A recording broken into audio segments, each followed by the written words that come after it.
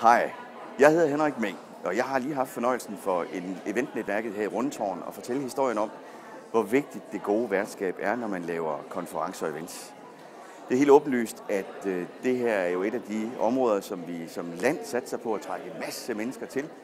Og det er også et af de områder, der rent faktisk er vigtigst for de fleste organisationer og virksomheder, fordi det er der, vi møder vores brugere, borgere, kunder, gæster og samarbejdspartnere.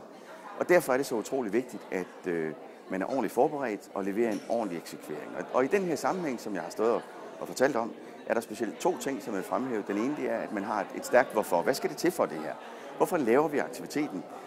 Fordi på den måde er vi i stand til at skræddersy en aktivitet, der rent faktisk rummer de elementer og den fortælling, som vi gerne vil give gæsterne med hjem.